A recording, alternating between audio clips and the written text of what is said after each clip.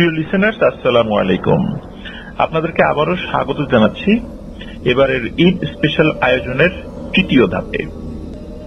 প্রথম যে ঘটনাটি আমি আপনাদেরকে বলতে চাই, এই ঘটনাটি নিয়ে আমি যদি সামান্য কিছু ভূমিকা না করি তাহলে আমার নিজের কাছেই কিছুটা খারাপ লাগবে। এই কারণে বলছি, এই ঘটনাটি আমি পড়ার আগে আমার ওয়াইফ পড়েছিল এবং পড়ার পর সে আমাকে বলে যে চুয়াডাঙ্গার হাফিজ নামে যে ছেলেটা আছে, এই ছেলেটি চমৎকার একটি ঘটনা পাঠিয়েছে, আমি কি তোমাকে একটু শোনাবো? আমি সাধারণত এভাবে ঘটনা শুনি না, নিজে পড়ি। তো আমি বললাম আচ্ছা ঠিক আছে, শোনাও। সে যখন ঘটনা শোনাতে শুরু করে ওই সময় আমার বাসার আরো কয়েকজন সদস্য আশেপাশে ছিল এবং প্রত্যেকে মন্ত্রমুগ্ধ হয়ে সেই ঘটনাটি শুনছিল। এবং এরপরে কি হলো, এমনকি 4 বছর বয়সী একটি ছোট বাচ্চা ওখানে বসা ছিল, সেও বলছে যে ফুপি এরপরে কি। তাহলে আপনারা নিশ্চয়ই বুঝতে পারছেন যে এই ঘটনাটি কতটা অন্যরকম এবং এক ধরনের অন্যরকমের শিহরণ আমাদের সকলের মধ্যে জাগিয়েছিল ওই সময়। আর এই কারণে আমি সিদ্ধান্ত নিয়েছিলাম যে এই ঘটনাটি আমি ঈদ স্পেশাল এপিসোডের প্রথম যে ঘটনাটি হবে, আমাদের লিসেনারদের পাঠানো যে ঘটনাগুলো, সেগুলোর মধ্যে প্রথম যে ঘটনাটি সেটি হবে চুয়াডাঙ্গার হাফিজের এই ঘটনাটি। পরবর্তীতে হাফিজ এসে আমার সাথে দেখা করে, ওর বাগানের কিছু আম আমাকে গিফট করে। তখন আমি এই ঘটনাটি সম্পর্কেও তাকে জিজ্ঞাসা করি এবং এই ঘটনাটি নিয়ে আমি তার সাথে আলোচনা করি। আমার কাছে এতটা ভালো লেগেছে, প্রিয় লিসেনার্স, এই টাইপের ঘটনা আমি যে কখনো বলি না তা না, কিন্তু এই টাইপের ঘটনা কম পাওয়া যায়, সত্যি কম পাওয়া যায়। প্রিয় লিসেনার্স, চলুন আর কথা না বাড়িয়ে সরাসরি ঘটনাতে চলে যাই। আমি এতটুকু অনুরোধ করব, ঘটনাটি শোনার পর আপনারা সেই জায়গাগুলো, সেই অবস্থাগুলো ফিল করার চেষ্টা করবেন, তাহলে সেই ঘটনার একদম ভেতরে আপনাদেরকে ইনশাল্লাহ ঢুকিয়ে নিয়ে যেতে আমি সক্ষম হব। চলুন শুরু করি। তো হাফিজ যে ঘটনাটি উনি শেয়ার করেছেন, এটি তিনি শুনেছিলেন একজন ইমাম সাহেবের কাছ থেকে এবং ঘটনাটি ঝিনাইদহ জেলার মহেশপুর উপজেলার একটি গ্রামে ঘটেছিল। সঙ্গত কারণে গ্রামের নামটি হুজুর বলেননি। এই ইমাম সাহেবের নাম হচ্ছে লাবলু। উনি বয়স্ক মানুষ হওয়ায় চাচা বলেই সম্বোধন করেন তাকে। আর এই লাবলু চাচার বাড়ি হচ্ছে চুয়াডাঙ্গা জেলা সদরেই। এই লাবলু চাচার শ্বশুর বাড়ি ঝিনাইদহ জেলার মহেশপুর উপজেলার স্বরূপপুর ইউনিয়নের কুশাডাঙ্গা গ্রামে। এই ঘটনাটি লাবলু চাচারা দাদা শ্বশুরের কাছ থেকে শুনেছেন। ঘটনাটি যার সাথে ঘটেছিল তার নাম ছিল দিলু মিয়া। এই দিলু মিয়ার পরিবার খুবই গরিব। ঘটনাটি অনেক আগের। লাবলু চাচা তার দাদা শ্বশুরের কাছ থেকে শুনেছেন এই ঘটনাটি। আর ঘটনাটি ঝিনাইদহ জেলার, এই ঘটনাটি তো শুরুতেই বলেছি যে ঝিনাইদহ জেলার। আর ঘটনা যখন ঘটে তখন এই দিলু মিয়ার বয়স ছিল 35 থেকে 37 বছরের মতো আর কি। আর সময়টা ছিল মহান মুক্তিযুদ্ধের আগের। লাবলু চাচার দাদা শ্বশুর 19 সালটি ঠিকভাবে বলতে পারেনি, তবে তিনি বলেছেন যুদ্ধের 5 থেকে 7 বছর আগে হতে পারে ঘটনাটি। উনি আনুমানিকভাবে বলেছেন। তো এবার মূল ঘটনায় আসি। এই দিলু মিয়া একজন কৃষক ছিলেন আর পাশাপাশি বাড়িতে 2-1টা গরু পালতেন। দিলু মিয়ার বাড়ির পেছনে একটা নদী ছিল। এই নদী যেটা ভারত থেকে বাংলাদেশের সীমানায় প্রবেশ করেছে। এই নদীর পানি দিলু মিয়ার পরিবার ব্যবহার করত, নিজেরা গোসল করত, গরুকেও এই পানিতে গোসল করাতো এবং গ্রামের অনেকেই এই নদীতে তারা নিজেদের প্রয়োজনীয় কাজ সমাপ্ত করত। তো ঘটনাটি ঘটেছিল রোজার ঈদের ঠিক আগের রাতে, 4 রাতে। দিলু মিয়ার 2টা গরু ছিল। বেশ কিছুদিন ধরে গরুটি পেলে পুষে বড় করছিলেন। তো এর মধ্যে একটি গরু বেশ মোটা তাজা ছিল। দিলু মিয়ার পরিকল্পনা ছিল ঈদের আগের রাতে, 4 রাতে গরুটি জবাই করবেন। ওই গ্রামে একটা নিয়ম ছিল, সেটা হলো যে ঈদের দিন তো আসলে মানুষজন মাংস কিনতে যাওয়া, বিভিন্ন ঝামেলা। এই জন্য কি হতো, রাতের বেলা গরু ছাগল এগুলো জবাই করত এবং রাতের বেলায় বেচা কেনা হতো। এটা ছিল ওই গ্রামের একটা নিয়ম আর কি। ওইভাবে মানুষজন বেচা কেনা করতো, নিজেরাই কিনতো, বাইরের লোকজন যে আসতো তা না, ওই গ্রামের লোকজনই কিনতো আর কি। আর পরে ওই রাতের বেলায় মাংস প্রসেস করে রাখতো অথবা রান্না করে রাখতো, পরের দিন খেত, ঈদের দিন আর কি। এরকমটা ছিল আর কি। তো উনি কিন্তু কোনো পেশাদার কসাই ছিলেন না, তো উনি ওই চাঁদ রাতে গরুটা জবাই করবেন এরকম একটা পরিকল্পনা ছিল। তবে উনি কসাইয়ের কাজ টুকটাক পারতেন। আর ওই সময় যেহেতু গ্রামের পরিবেশ পরিস্থিতি আপনারা বুঝতেই পারছেন যে স্বাধীনতার 5-7 বছর আগের একটা সময় কেমন ছিল সেই পরিবেশটা। মানুষজনও খুব কম ছিল, অনেক দূরে দূরে বাড়ি ছিল। তো যাই হোক, সেদিন সন্ধ্যা ঈদের চাঁদ দেখা যায়। আর উনি গরু নিয়ে বাড়ি থেকে একটু দূরেই 4 রাস্তার একটা মোড় ছিল, সেখানে তিনি ওই গরুটা নিয়ে যান আর ইমাম সাহেবের জন্য অপেক্ষা করতে থাকেন।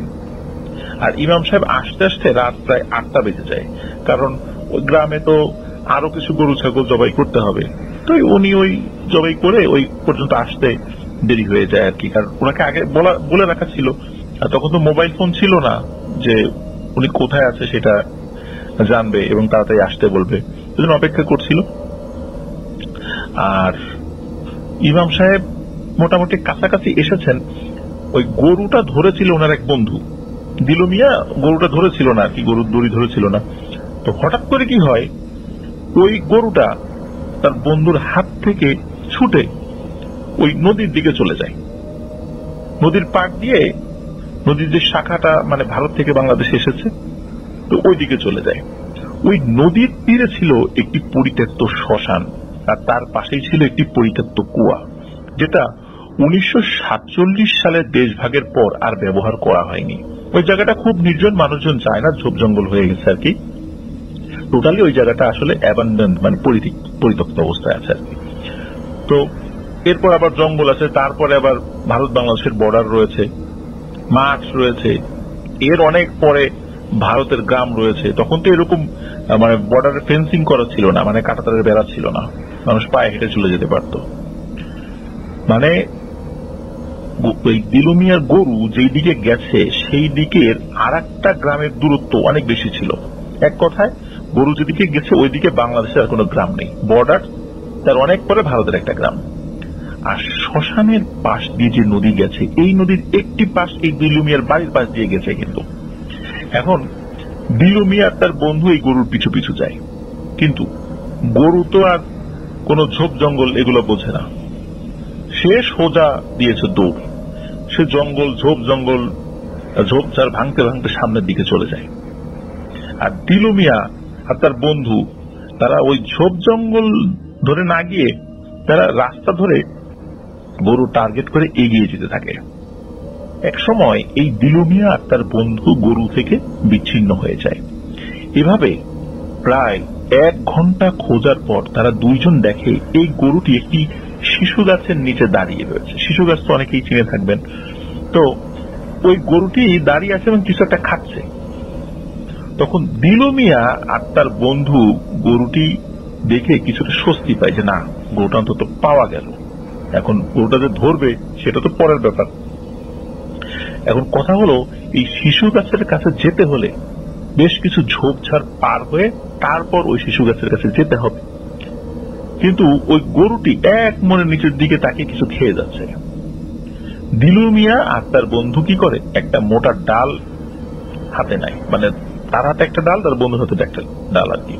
এই ডাল সামনে নিয়ে যে ঝোপঝাড় রয়েছে ঝোপঝাড়ের দিকে আগাতে থাকে, ডালটা সামনে দিয়ে হালকা বাড়ি দিতে থাকে যাতে ওর ভিতরে কোনো সাপ পোকা থাকলে সেগুলো সরে যায় বা পোকামাকড় গুলোকে সরিয়ে দেওয়া যায়। আর তখন কি হয়, এই ডাল দিয়ে ঝোপের মধ্যে আঘাত করলে তো একটা শব্দ হয়। এই শব্দ হওয়ার পরেই এই গরুটা দিলু মিয়ার দিকে তাকিয়েছে। আর সেই সময় ঘটে এক অদ্ভুত ঘটনা। কথিত আছে গল্পের গরু গাছে ওঠে, এবং সত্যি এই ঘটনাটি ঘটে।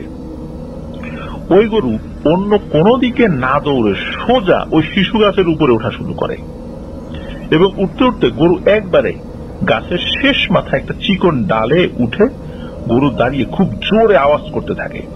এই চিৎকারটি ছিল খুবই ভয়ঙ্কর। বর্ষাকালে অনেকগুলো ব্যাঙ যেভাবে শব্দ করে ঠিক সেইভাবে। তো গরু কিন্তু স্বাভাবিকভাবে এরকম শব্দ করে না, আর গরুর তো খুর, সে গাছে উঠবে কিভাবে? কিন্তু সত্যি বানর যেভাবে গাছে ওঠে সেইভাবে গরু গাছে উঠে যায়। এই দৃশ্য দেখে দিলু মিয়া তার বন্ধু খুবই ভয় পেয়ে যায়। প্রথমত গরুর গাছে ওঠা, দ্বিতীয়ত গরু অদ্ভুত রকমের শব্দ করছে প্রচন্ড জোরে। তখন দিলু মিয়ার বন্ধু দিলু মিয়াকে নিষেধ করে যে খবরদার দিলু, গরুর কাছে যাস না। দুজনই বুঝে নেয় এটা কোনো স্বাভাবিক ঘটনা ঘটছে না। তখন দিলু মিয়াকে তার বন্ধু বলে তাড়াতাড়ি বাড়ি চল এবং দ্রুত আমরা গিয়ে গ্রামের আরো কিছু মানুষজন নিয়ে এখানে আসি। তখন দিলু মিয়া তাদের সম্মতি দেয়। তখন তারা গ্রামে যায়, গিয়ে সবাইকে এই ঘটনা খুলে বলে। অনেকেই এই অদ্ভুত ঘটনার সাক্ষী হতে সাথে যেতে রাজি হয়। কেউ কেউ কৌতূহলবশত যায়। আর যেহেতু চাঁদ রাত ছিল, মানে পরের দিন ঈদ, সেহেতু অনেক রাত পর্যন্ত কিন্তু মানুষ বাইরে থাকে। আর ঈদ উপলক্ষে গরু ছাগল জবাই হয়েছে, সেগুলো কেনা বেচা চলছে। এটা কিন্তু রোজার ঈদ, কিন্তু কুরবানি ঈদ না। তো তাই রাত বেশি হলো, রাস্তাঘাটে মানুষজন ছিল। তো ওই সময় 25 থেকে 30 জন লোক দিলু মিয়া তার বন্ধুর সাথে নিয়ে রওনা দেন। একসময় তারা চলে আসেন সেই শিশু গাছের কাছে, কিন্তু তারা এখন আর সেই গরুটিকে সেই শিশু গাছে দেখতে পায় না। কিন্তু তারা সবাইকে আজব জিনিস দেখে। সেটা হলো এই শিশু গাছের নিচে অসংখ্য মাছের কাটা পড়ে রয়েছে।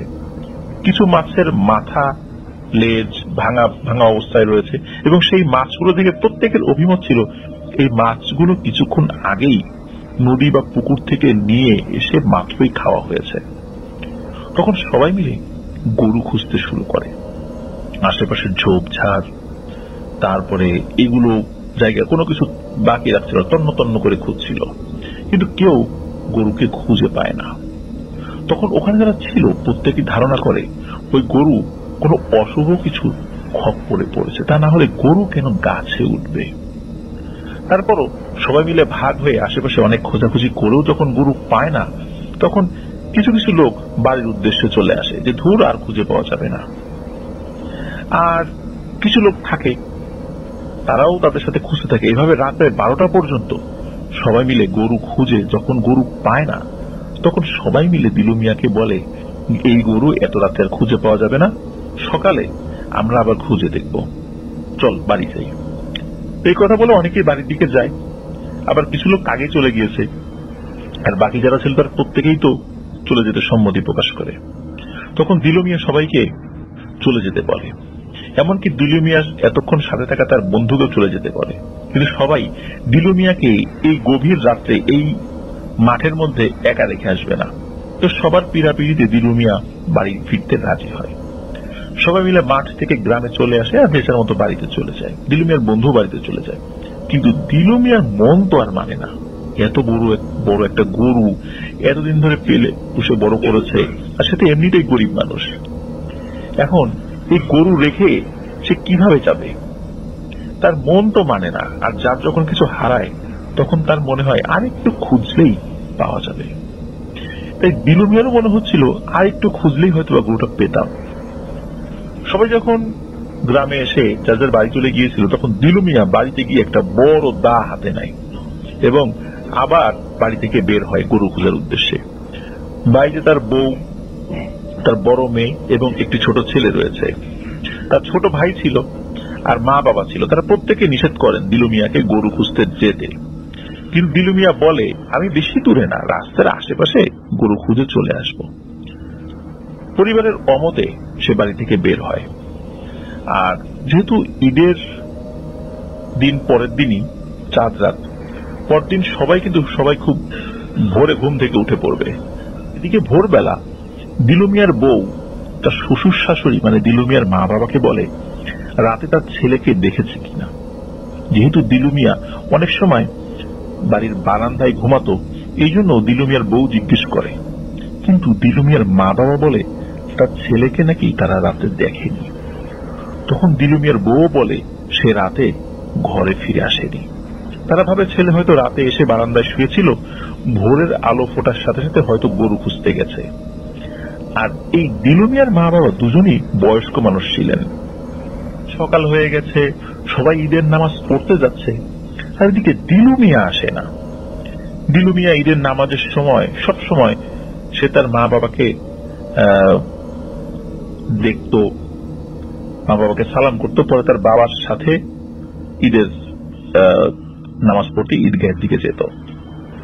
এখন দিলু মিয়া বাড়িতে নাই, তার মার মন খারাপ, বাবার মন খারাপ, তার ওয়াইফ, বাচ্চা কাচ্চা সবাই চিন্তা করছে। তো এই চিন্তা আস্তে আস্তে বাড়তে থাকে। যাই হোক, ঈদের নামাজ সকালে পড়ে যে যার বাড়িতে যায়। তারপর দিলু মিয়ার আত্মীয় স্বজন যারা আছে তাদেরকে দিলু মিয়া রাতে বেরোনোর পর তার যে আর কোনো খোঁজ নেই, সে রাত্রে বাড়ি ফেরেনি, এই কথা সবাইকে বলে। আর তার যে বন্ধু আগের রাত্রে দিলু মিয়ার সাথে খোঁজাখুঁজি করেছিল তাকেও বলে।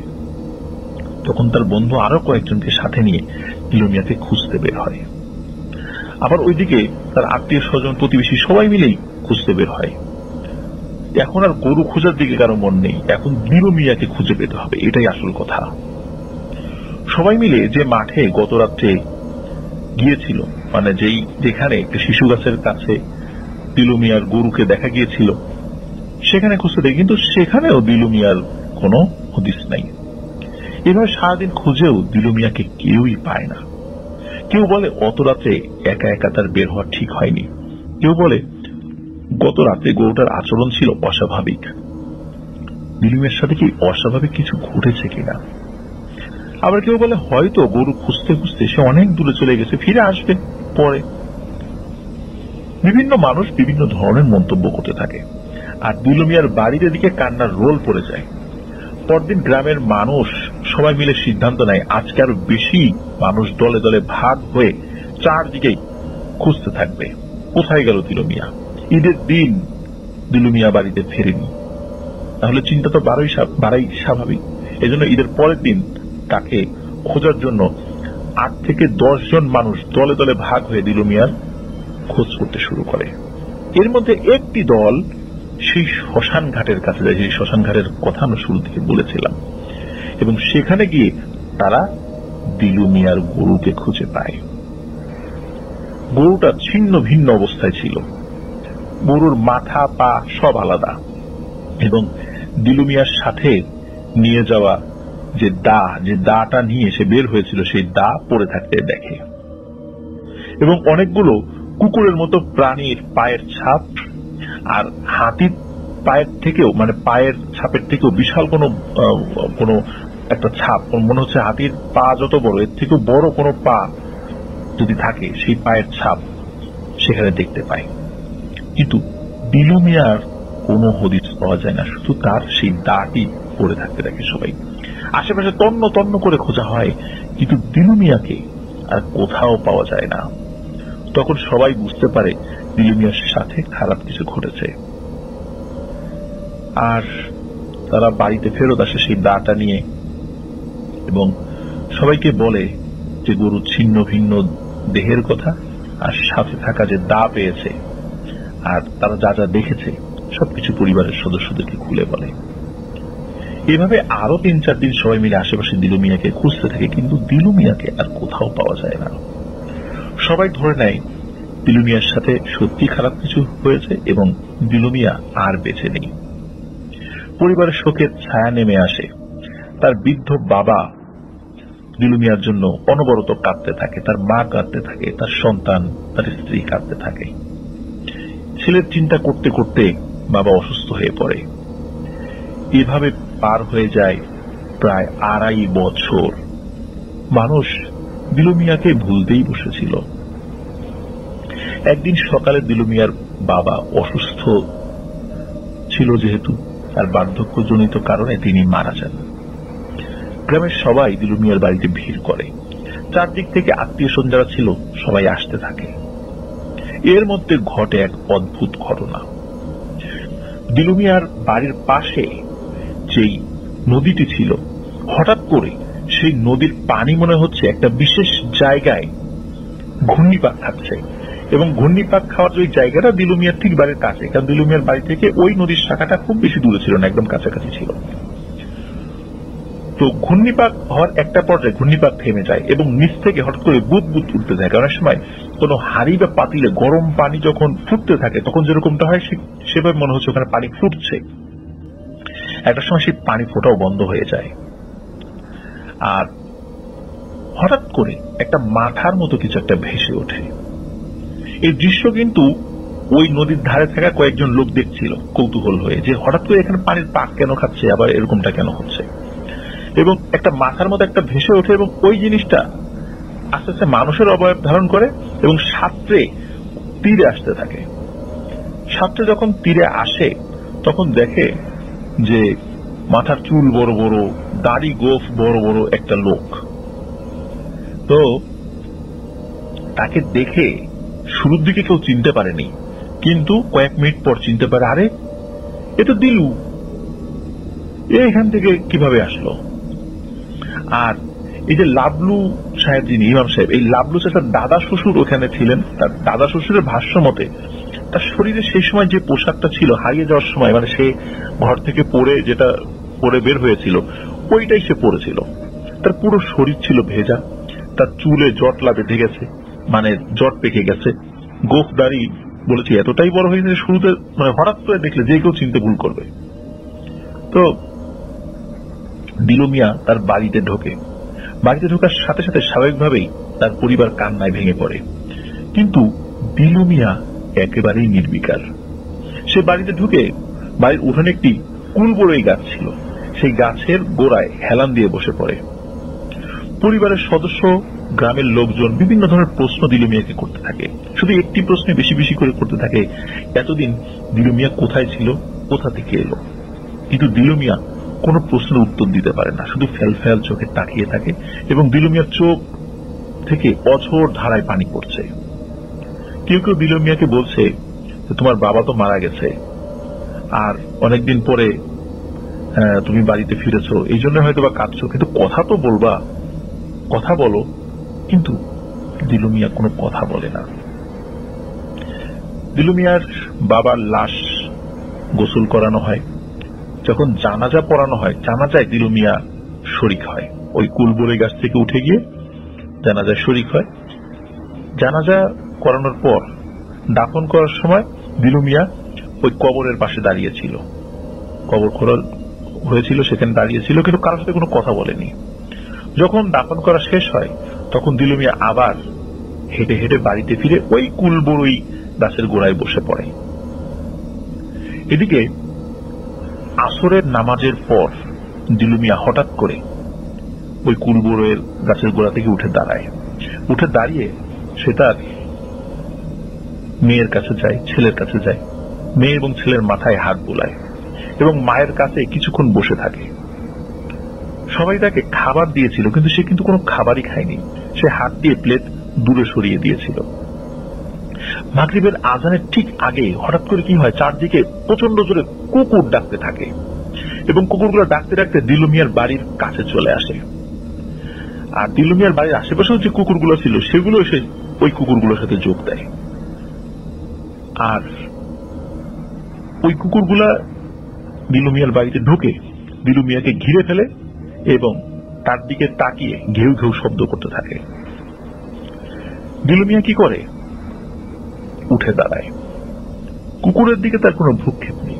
পরিবারের প্রত্যেকটি সদস্যর দিকে সে খুব ভালো করে তাকায়। তখন তার চোখ দিয়ে অঝোর ধারায় পানি পড়ছিল। তার স্ত্রী, তার মেয়ে, তার ছোট ছেলে, তার মা সকলকে দেখে। তারপর সে আবার ওই নদীর দিকে হাঁটতে থাকে। ওই কুকুরগুলো দিলু মিয়ার পিছু নেয় এবং ডাকতে থাকে।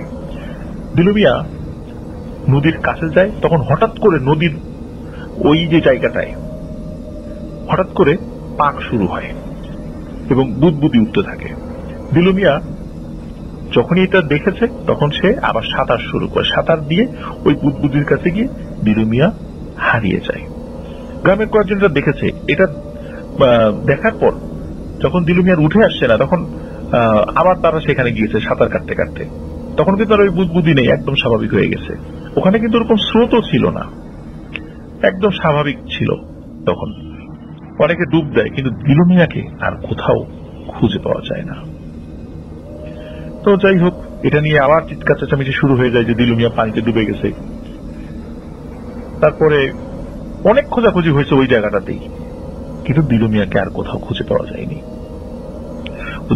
ওদিকে পরিবারের লোকদের মধ্যে আবারও কান্নার রোল পড়ে যায়।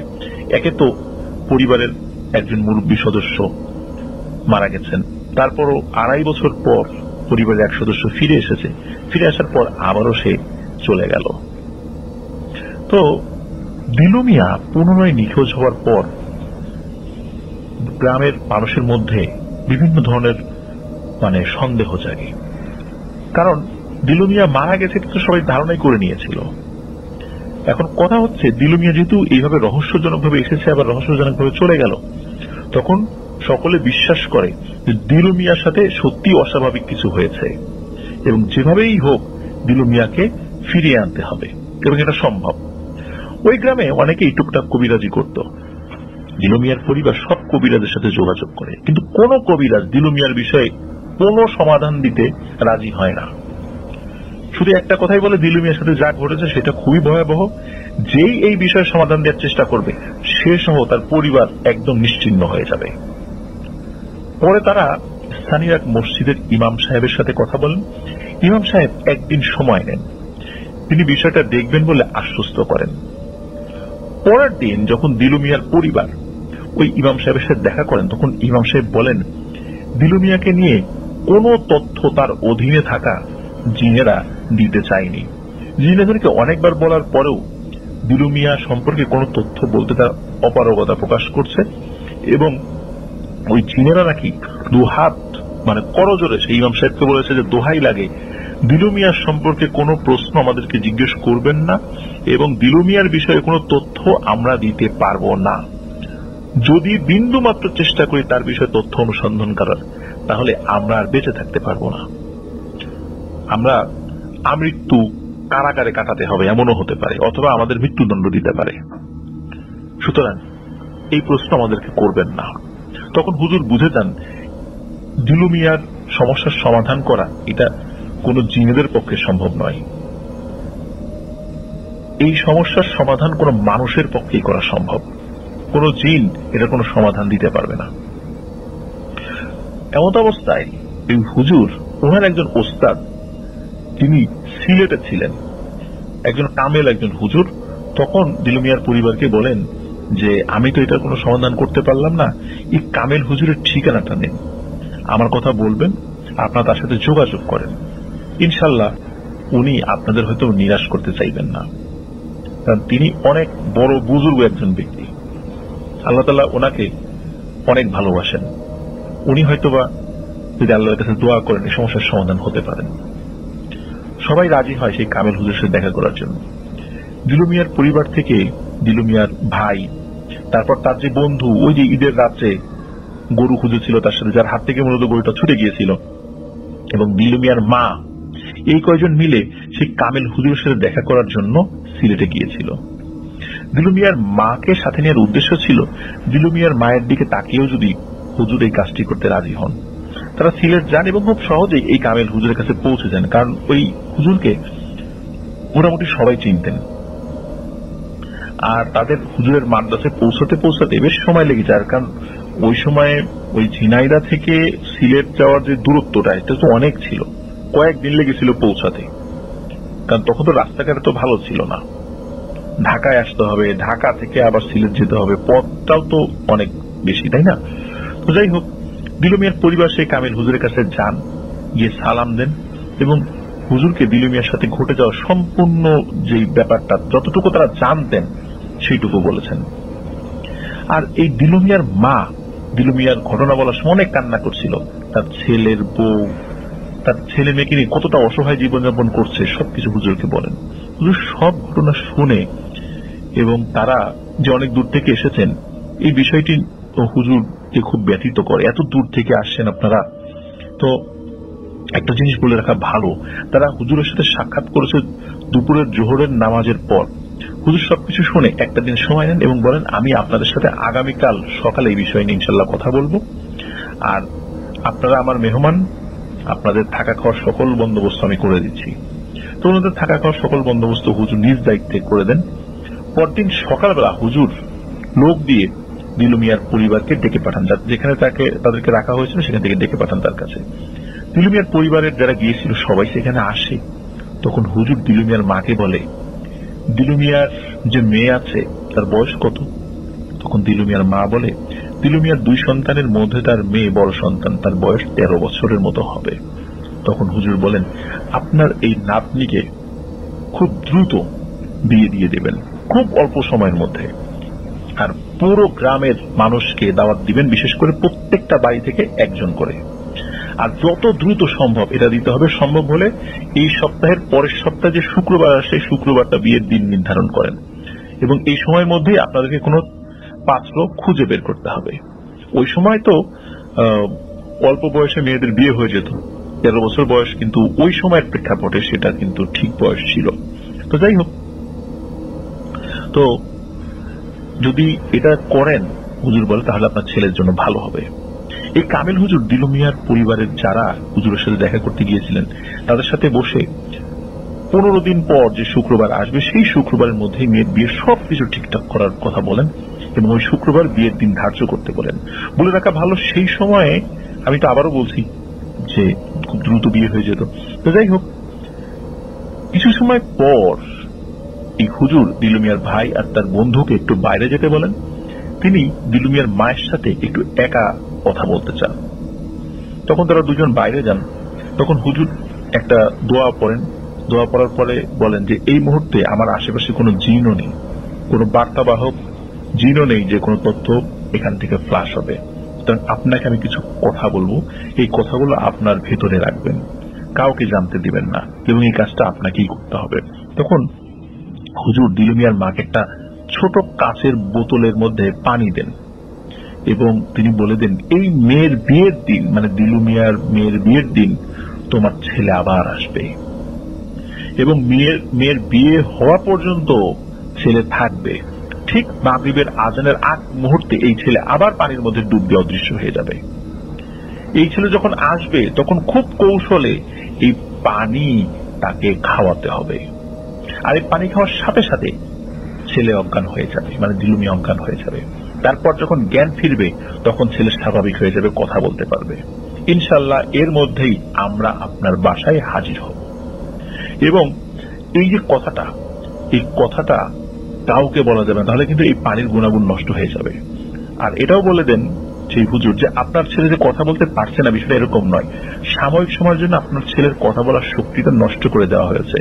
যদি এই পানিটা খাওয়ান তাহলে আপনার ছেলে আবার কথা বলতে পারবে এবং তার কাছ থেকে আমরা বিস্তারিত জানতে পারবো, তখন কাজ করাটা সুবিধা হবে। আর আবারও বলছি, কাউকে এই কথা শেয়ার করা যাবে না, বিশেষ করে পানির কথা।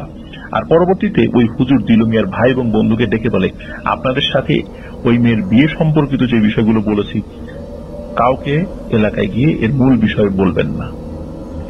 তো যাই হোক, তারা আবার রওনা দেন। কয়েকদিন সময় লাগে তাদের বাড়িতে আসতে।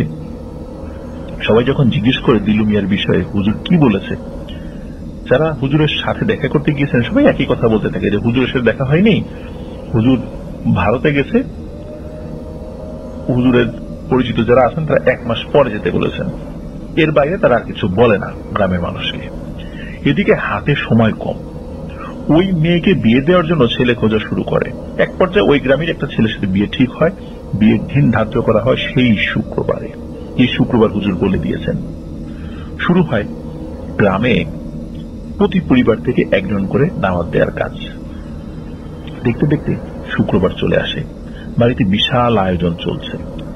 ঠিক দুপুরবেলা নদীতে তখন অনেকেই গোসল করছে জুম্মার আগে।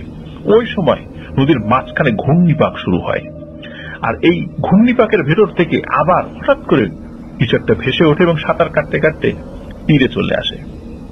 তখন সবাই দেখে, আর এটা কেউ না, এই কয়েকদিন আগে, সপ্তাহখানেক আগে যে দিলু মিয়া আবার যে হারিয়ে গিয়েছিল সে দিলু মিয়া আবার ফেরত এসেছে। আর দিলু মিয়ার ওই দৃশ্য দেখে সবাই ভয় পেয়ে দ্রুত নদী থেকে উঠে পড়ে। তার দিকে হইচই শুরু হয়ে যায় যে দিলু মিয়া আসছে, দিলু মিয়া আসছে। আর যেহেতু দিলু মিয়ার বাড়ি তো নদীর পাশেই ছিল, দিলু মিয়া দ্রুতই তার বাড়িতে পৌঁছে যায়। গ্রামের মধ্যে খবর উঠে যায় দিলু মিয়া আবার ফেরত এসেছে। দিলু মিয়া কি করে, সোজা বাড়িতে গিয়ে সেই কুল গাছের নিচে হেলান দিয়ে বসে পড়ে। সেই একই পোশাক, একই রকমের চুলদাড়ি। প্রথমবার দিলু মিয়া যখন এসেছিল তখন কিন্তু সবাই কৌতূহল বশত দেখতে এসেছিল, কিন্তু এইবার দিলু মিয়ার কাছেও কেউ যাচ্ছে না, ভয়ে সবাই ভয়ে দূরে সরে যাচ্ছে। দিলু মিয়ার মা, ভাই, বউ, ছেলে, মেয়ে সবাই দেখা করতে আসে। তারা অনেক কথা জিজ্ঞেস করে, কিন্তু দিলু মিয়া কোনো কথারই উত্তর দিতে পারে না। ঠিক আগের মতোই নির্বিকার ভাবে তাকিয়ে আছে এবং চোখ দিয়ে অঝোর ধারায় পানি পড়ছে। এর মধ্যে মেয়ের বিয়ে হয়ে যায়, বরযাত্রী বউ নিয়ে চলে যায়। একই গ্রামের তো কাছাকাছি আর কি, যাদের দাওয়াত ছিল তারাও দাওয়াত খেয়ে চলে যায়। আসরের সময় দিলু মিয়ার মা দিলু মিয়ার কাছে আসে, একটা গ্লাসে করে পানি সাথে নিয়ে। দিলু মিয়ার মা দিলু মিয়াকে বলে, বাবা আমি জানি আমরা তোমাকে কোনোভাবেই ধরে রাখতে পারবো না, আমিও আর হয়তো বেশি দিন বাঁচবো না, এরপর তোর সাথে বাপ আমার আর দেখা হয়তো জীবদ্দশায় নাও হতে পারে, তো আমার শেষ একটা ইচ্ছা, আমার হাতের এক গ্লাস পানি তুই খা। এর আগেও তো আসছিলি, কিছুই খেলি না, মেয়ের বিয়ে হলো কিছুই খেলি না, অন্তত এক গ্লাস পানি তো খেয়ে যা। এই কথা বলে দিলু মিয়ার মা পানির গ্লাসটা এগিয়ে দেয়। দিলু মিয়া কিছুক্ষণ চুপচাপ থেকে মায়ের হাত থেকে পানির গ্লাসটা নেয় এবং অল্প সময়ের মধ্যে সে ঘুমিয়ে পড়ে। মানে অল্প সময়ের মধ্যে, অজ্ঞানও না, সে ঘুমিয়ে পড়ে বা অজ্ঞান হয়ে গেছে এরকমটা আর কি। তো সবাই তখন তাকে ধরে একটা রুমের মধ্যে নিয়ে রেখে দেয়। এর কিছু সময় পরেই সে কামিল হুজুর চলে আসেন, আর সাথে আসেন 13 জন যুবক, যারা প্রত্যেকেই কোরআনে হাফেজ ছিলেন। তখন হুজুর দিলু মিয়া যে রুমের ভেতরে আছে সেই রুমের ভিতরে একা যান এবং ভেতর থেকে দরজা বন্ধ করে দেন। কিছু সময় পর হুজুর বের হন এবং বলেন যে দিলু মিয়াকে ঘরের বাইরে উঠোনে নিয়ে আসেন সবাই ধরাধরি করে। যাই হোক, দিলু মিয়াকে উঠোনে নিয়ে আসে সবাই। তখন হুজুর দিলু মিয়ার চারদিকে 4 কোণার একটা বৃত্ত আঁকে, মানে একটা বৃত্ত, সেই বৃত্তর আবার মানে একটা বর্গাকৃতির একটা চিহ্নের ভিতরে বৃত্ত, মানে সেটার আবার 4টা কোণা আছে। তো প্রতিটি বৃত্তে মানে প্রতিটি পাশে 4 কোণার 4 পাশে একজন করে কোরআনে হাফেজকে দাঁড় করিয়ে দেওয়া হয়। তো 4 জন তো 4 কোণায় দাঁড়িয়ে আছে, বাকি 9 জন কোরআনে হাফেজকে দিলু মিয়ার বাড়ির যেই পাশে নদী রয়েছে সেই নদীর বরাবর নজর হাফিজকে দাঁড় করিয়ে রাখা হয়, কিন্তু হাফিজের মুখ ছিল দিলু মিয়ার বাড়ি বরাবর আর তাদের পেছন সাইড ছিল নদী বরাবর। আর সেই কামিল হুজুর, সেখানকার স্থানীয় এক হুজুর যিনি ছিলেন, যিনি খবর দিয়েছেন, তাকে ডেকে আনা হয়। সেই কামিল হুজুর ছিলেন দিলু মিয়ার মাথার কাছে দাঁড়িয়ে, আর স্থানীয় যে ইমাম সাহেব তিনি ছিলেন এই দিলু মিয়ার পায়ের কাছে দাঁড়িয়ে। এরপর কি হয়, ঠিক মাগরিবের আজান দেবে এর 5 মিনিট আগে নদীতে ঘূর্ণিপাক শুরু হয়ে যায়। নদীর পানি 8 থেকে 10 ফুট নাকি উপরে উঠে যায়, মনে হচ্ছে জলোচ্ছ্বাস শুরু হয়ে গেছে। এর কিছুক্ষণ পর বিশাল ঝড় শুরু হয়, কিন্তু সবগুলো কিন্তু হচ্ছে দিলু মিয়ার বাড়ি কেন্দ্রিক, অন্য কোথাও না। ওই ঝড় বা বাতাস অন্য কোথাও নেই। এরপর নদী থেকে অনেক জোরে শব্দ হতে থাকে, অনেকটা ব্যাঙ ডাকলে যেমন শব্দ হয় ঠিক সেই রকম শব্দ। এর মধ্যেই মসজিদ থেকে মাগরিবের আজান শুরু হয়ে যায়। আজান শুরু হওয়ার সাথে সাথে সবকিছু একদম নিস্তব্ধ হয়ে যায়, যেন একটু আগে কিছুই ঘটেনি। তখন হুজুর বলে, আলহামদুলিল্লাহ, আপাতত কোনো সমস্যা নেই, তবে আমাদের কাজ কিন্তু এখন অনেক বাকি রয়ে গেছে। আমরা মাগরিবের নামাজ পড়ে আপনাদের বাড়িতে আসবো। দিলু মিয়ার মাকে বলেন, আপনার ছেলেকে আপনি গোসল করিয়ে রুমে নিয়ে যান। এই বলে হুজুর সহ তার টিম মসজিদে চলে আসেন। তারা মাগরিবের নামাজ পড়ে দিলু মিয়ার বাড়িতে যান। দিলু মিয়ার বাড়ির লোকজন তাদের রাতের আপ্যায়ন করেন। খাওয়া দাওয়া শেষে সবাই আবার মসজিদে ফেরত যান, সেখানে রাত্রি যাপন করেন এবং হুজুর বলে যান দিলু মিয়ার যখন জ্ঞান ফিরবে সাথে সাথে যেন তাকে ডাকা হয়। আর দিলু মিয়ার বাড়ি থেকে মসজিদ কাছেই ছিল, 2-3 মিনিটের পায়ে হাঁটা পথ আর কি। তো হুজুর চলে যান 13 জন হাফিজ সহকারে। পরদিন ভোরবেলা দিলু মিয়ার ভাই এসে বলে দিলু মিয়ার জ্ঞান ফিরেছে। তখন হুজুর স্থানীয় ইমাম সাহেব তার 13 জন হাফিজকে নিয়ে দিলু মিয়ার বাড়িতে যান। গিয়ে দেখেন দিলু মিয়াকে ঘিরে সবাই বসে রয়েছে। তখন হুজুর সবাইকে রুম থেকে দূরে সরে যেতে বলেন। শুধু স্থানীয় ইমাম আর সেই কামিল হুজুর এবং 13 জন কোরআনে হাফেজকে ভিতরে রেখে রুম বন্ধ করে দেন এবং সবাইকে আশেপাশে আসতে নিষেধ করে দেন, মানে বাইরের লোকদেরকে। কামিল হুজুর দিলু মিয়াকে জিজ্ঞেস করে, দিলু, সেই রাতে তোমার সাথে কি হয়েছিল বলো তো, তুমি এতদিন কোথায় ছিলে? তখন দিলু মিয়া কথা বলতে শুরু করেন, তার সাথে ঘটে যাওয়া সেই ঘটনা বলতে থাকেন। প্রিয় লিসেনার্স, তার সাথে আসলে কি ঘটেছিল এখন আপনারা জানতে পারবেন। লাবলু চাচার দাদা শ্বশুরের ভাষ্যমতে, যিনি পরবর্তীতে শুনেছিলেন, উনিও ওই ঘরের বাইরে দাঁড়িয়েছিলেন। ওই হুজুর তো তাদেরকে বাইরে যেতে বলেছিলেন, পরবর্তীতে আর কি শুনেছেন আর কি। তো দিলু মিয়া হুজুরদেরকে বলেন তার একটি ভুলের কারণে আজ তার এই পরিস্থিতি। সেদিন রাতে সেই গরু খুঁজতে খুঁজতে সে শ্মশান ঘাটের কাছে চলে আসে। সে দেখে তার গরু শ্মশান ঘাটের পাশে দাঁড়িয়ে রয়েছে, সেখানে একটি কুয়া রয়েছে, কুয়া থেকে কাছাকাছি আর কি। আর 5-6টি কুকুর গরুর গলায় কামড় দিয়ে ধরে আছে। দিলু মিয়া এটা দেখে এতটা রাগান্বিত হয় যে দৌড়ে গিয়ে একটা কুকুরের পায়ে তার হাতে থাকা দা দিয়ে সজোরে কোপ বসিয়ে দেয়। আর যখনই একটা কুকুরের পায়ে কোপ দিয়েছে, সাথে সাথে কুকুরগুলো ভয়ঙ্কর আওয়াজ করতে থাকে এবং শ্মশান ঘাটের পাশে একটি কুয়া ছিল, সেই কুয়ার মধ্যে লাফিয়ে পড়তে থাকে। এই কুকুরগুলোর আওয়াজ ছিল অনেকটা ব্যাঙ ডাকলে যেরকম আওয়াজ হয় ঠিক তেমন। এবং যেই কুকুরের পায়ে আঘাত করেছে সেই কুকুরটা কিন্তু কুয়ার মধ্যে লাফ দেয়নি। সে মুহূর্তের মধ্যে বিশাল এক দানবের রূপ ধারণ করে, যার চোখ ছিল একটা, পুরো শরীর ছিল লোমে ভর্তি এবং এই দানবের পা থেকে রক্ত বের হচ্ছে। এই দানব তার লোমশ হাত দিয়ে দিলু মিয়ার দিকে, মানে তার হাতটা এগিয়ে দেয়। তো দিলু মিয়াকে ধরতে চাইছে। এইটা দেখে দিলু মিয়ার সাথে সাথে একটা চিৎকার দিয়ে অজ্ঞান হয়ে পড়ে যায়। দিলু মিয়ার ভাষ্য মতে যখন তার জ্ঞান ফেরে তখন সে দেখে তার চারপাশে মানুষের আকৃতি, চেহারাও মানুষের মতো অনেকগুলো এরকম মানুষ দাঁড়িয়ে আছে, কিন্তু এই মানুষগুলো স্বাভাবিক মানুষের থেকে অনেক লম্বা, এক একজন প্রায় 12-14 ফিট হবে, এতটা লম্বা। তো এদের সামনে একজন লোক চেয়ারে বসে আছে, খুব ভদ্র সুদর্শন একজন মানুষ এবং বয়স্কও বটে। তো একজন বলে ওঠে, সর্দার, এই মানুষটি একটি লোহার দা দিয়ে আমাদের স্বজাতির এক ভাইয়ের পায়ে আঘাত করেছে এবং সেই ভাই এখন আহত অবস্থায় এক পাহাড়ে চিকিৎসা নিচ্ছে। এখন সর্দার, আপনার কাছে এই ব্যক্তির শাস্তি দাবি করছি। আমরা চাইলে তাকে শাস্তি দিতে পারতাম, কিন্তু আপনি আমাদের সর্দার, আপনি বলেছেন আপনার অনুমতি ছাড়া আমরা যেন কাউকে কোনো শাস্তি না দিই। এই জন্য আমরা আপনার কাছে নিয়ে এসেছি, এখন এর বিচার করেন। তখন দিলু মিয়া বুঝতে পারে সে আর মানুষের জগতে নাই, সে এখন জিনদের জগতে চলে আসছে। তখন সেই সর্দার দিলু মিয়াকে প্রশ্ন করে, তুমি কেন তাকে আঘাত করেছ?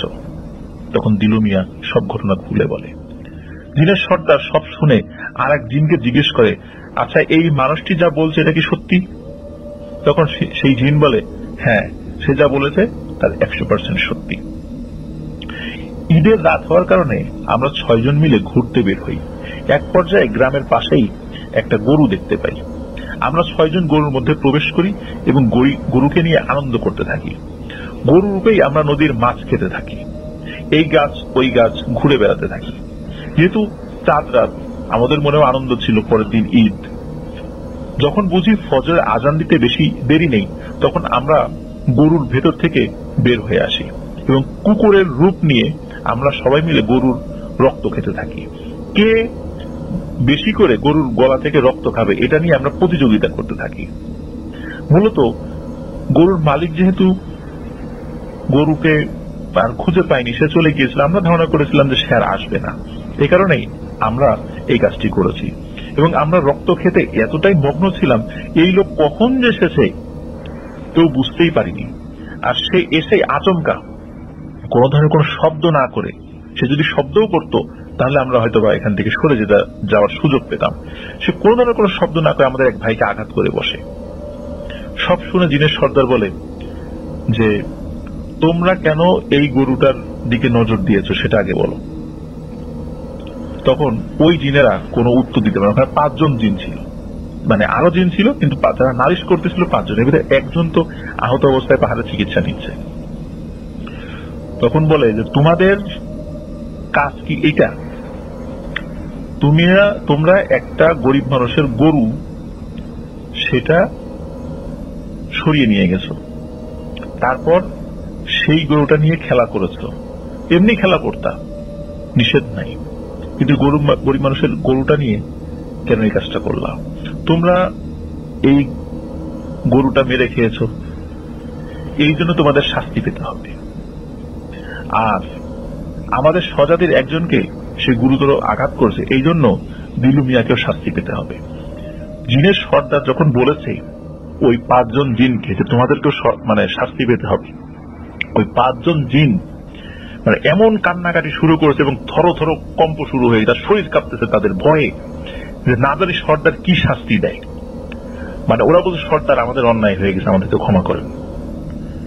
সর্দার বলে না, আমি যদি তোমাদেরকে ক্ষমা করি তাহলে আবারও তোমরা এই কাজটা করবা, তোমাদের ক্ষমা নেই, আর এরও ক্ষমা নেই। যেহেতু সে না বুঝে করে ফেলছে, এই জন্য ওর শাস্তি যেরকম হবে তোমাদের শাস্তিও একই রকম হবে। আমি তোমাদেরকেও 10 বছরের সাজা দিলাম, এদেরকেও 10 বছরের সাজা দিলাম। এই দিলু মিয়া 10 বছর আমাদের জেল হাজতে থাকবে, যেহেতু সে নিজের ইচ্ছে করেনি, এই জন্য শাস্তি কম দিলাম।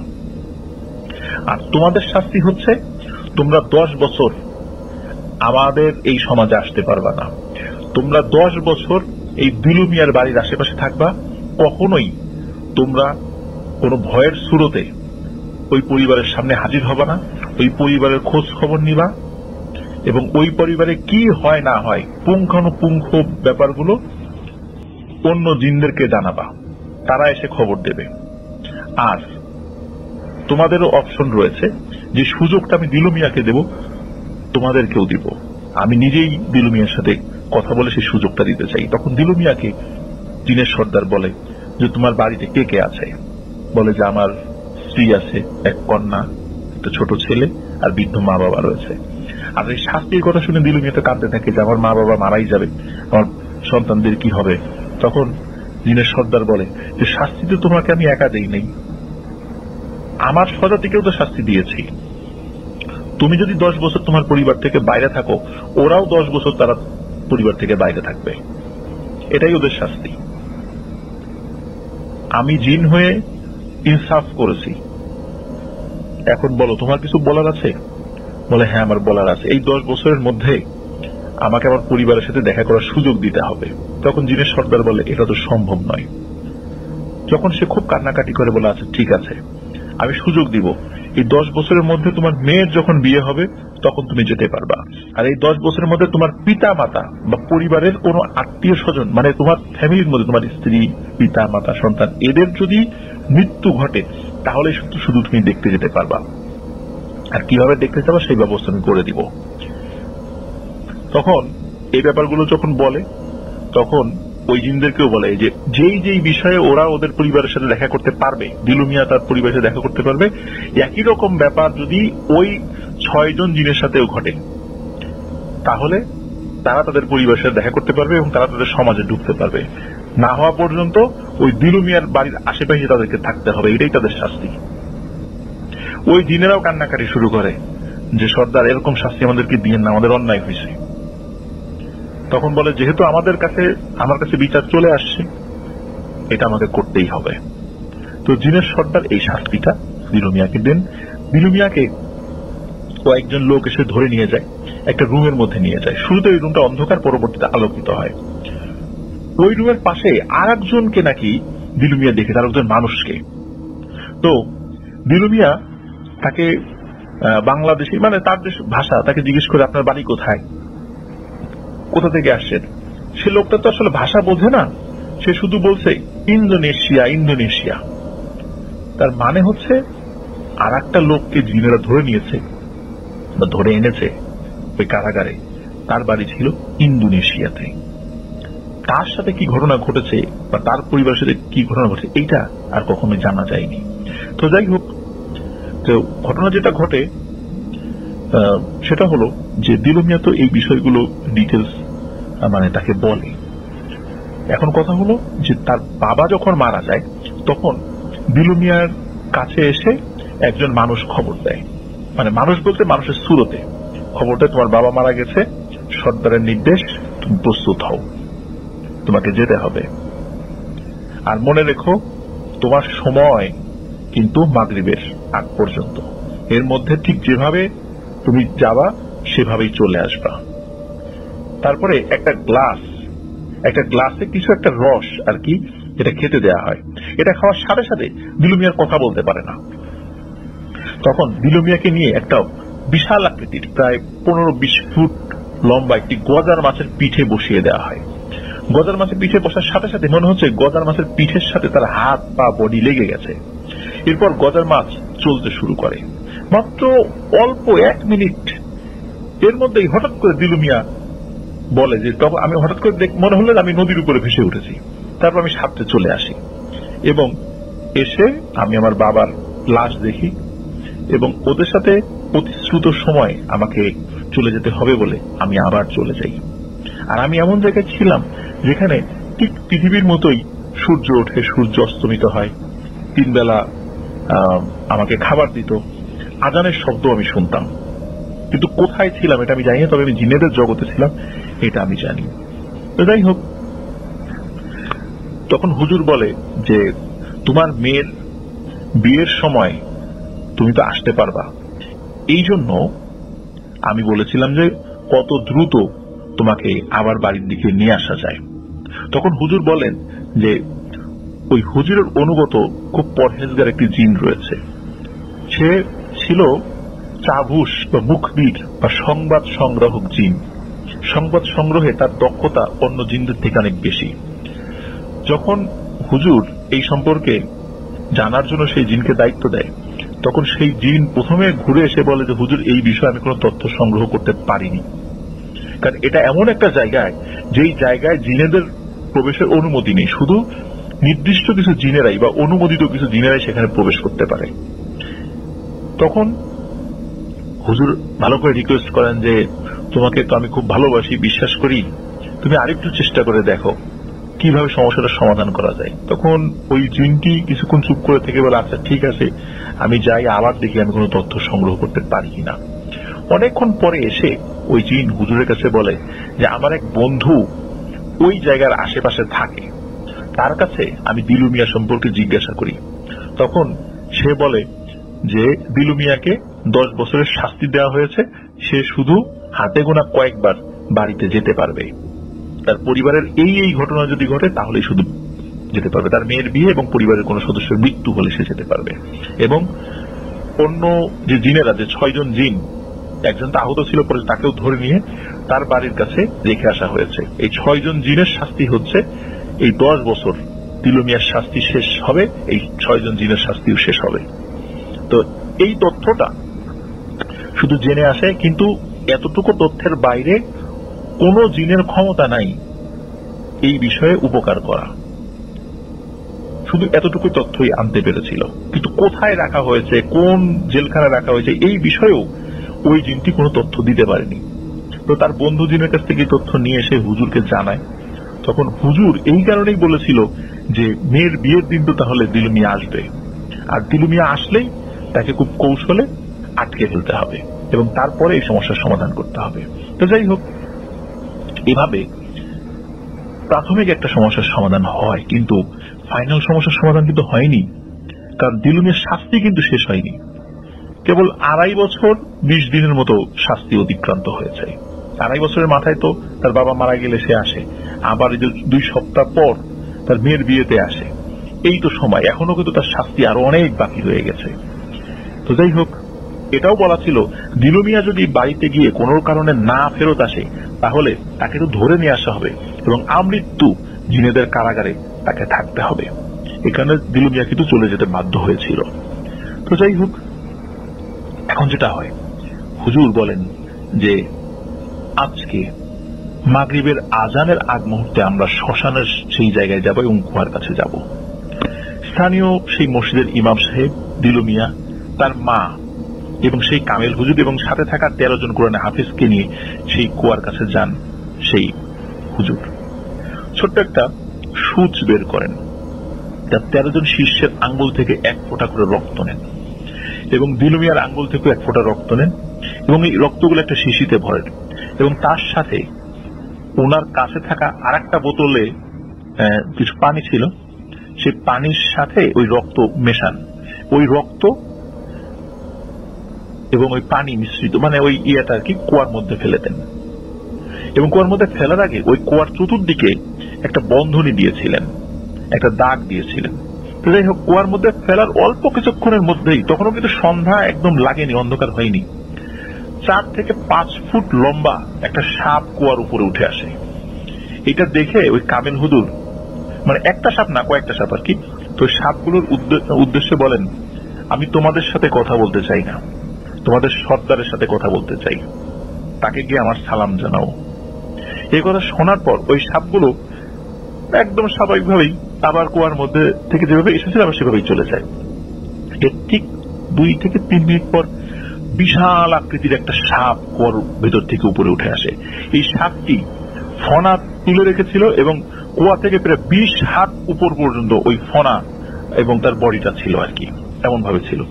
এটা দেখে হুজুর তাকে খুব সুন্দর করে আসসালামু আলাইকুম ওয়া রাহমাতুল্লাহ বলে সালাম দেন এবং বলেন যে আমি আপনাকে অনুরোধ করছি আপনি আপনার স্বাভাবিক চেহারায় আসেন, এই চেহারায় আমি আপনার সাথে কথা বলতে পারছি না এবং আশেপাশের লোকজন ভয় পাচ্ছে। তখন ওই সাপটি আবার ঠিক যেভাবে ছিল কুয়ার মধ্যে চলে যায়। এর অল্প সময়ের মধ্যেই কুয়ার ভিতর থেকে একজন বৃদ্ধ, খুব সুন্দর চেহারা একজন বৃদ্ধ সে উঠে আসে এবং তখন ওই বৃদ্ধ সালামের উত্তর নেন যে ওয়ালাইকুম আসসালাম ওয়া রাহমাতুল্লাহ। তখন কামেল হুজুর জিনের সর্দারকে বলেন আপনি কেন অন্যায়ভাবে এই ছেলেটিকে শাস্তি দিয়েছেন, আপনি এই ছেলেটার শাস্তি থেকে মুক্তি দেন, আপনি সেটা পারবেন। তখন জিনের সর্দার বলেন আমি এই ছেলেটিকে এভাবে মুক্তি দিতে পারি না, আমি তাকে অন্যায়ভাবে তো শাস্তি দেইনি, আমি অন্যায়ভাবে তখন শাস্তি দিয়েছি বলে আপনি বলতে পারেন যে আমি অন্যায় করেছি। যদি আমি শুধু তাকে শাস্তি দিতাম, আমি তো আমার স্বজাতির 6 জনকেও শাস্তি দিয়েছি যারা দিলু মিয়ার সাথে অন্যায় করেছে, তো আপনি কিভাবে আমাকে বললেন যে আমি অন্যায় করেছি দিলু মিয়ার সাথে? তখন কামেল হুজুর বললেন যে আমি মানছি আপনি আপনার জায়গা থেকে ন্যায় বিচার করেছেন, কিন্তু এটাও তো বুঝতে হবে যে এই ছেলেটি তো জানতো না, ও তো মানুষ, ও কি জিনদের এইসব বিষয় জানে?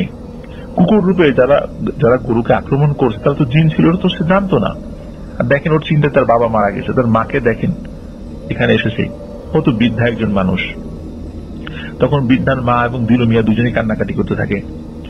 একটা পর্যায়ে জিনের সর্দার কামেল হুজুরের দিকে তাকিয়ে থাকেন, অনেকক্ষণ চুপ করে থাকেন এবং তিনি দেখতে পান যে ওই সময় ওই যে 6টা জিন, সেই জিনও সেখানে এসেছে, এরাও কান্নাকাটি করছে, কারণ ওরাও তো পরিবারের কাছে যেতে পারছে না, ওরাও কান্নাকাটি করছে। এখন স্বজাতি 6 জনের কান্না, মানুষের কান্না, এগুলো দেখে জিন বলে আচ্ছা ঠিক আছে, আমি দিলু মিয়াকে ওর শাস্তি থেকে নিষ্কৃতি দিয়ে দিলাম এবং আমার যেই স্বজাতির 6 জন ওদেরকেও শাস্তি থেকে মওকুফ করে দিলাম, ওরা ওদের পরিবারের কাছে যেতে পারবে।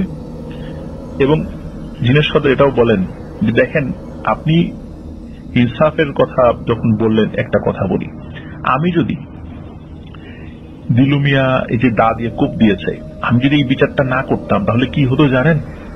তাহলে আমার স্বজাতির মধ্যে থাকা কিছু দুষ্টু প্রকৃতির জিনেরা এই ঘটনার প্রতিশোধ নিতে গিয়ে দিলু মিয়ার পরিবারকে শেষ করে দিত।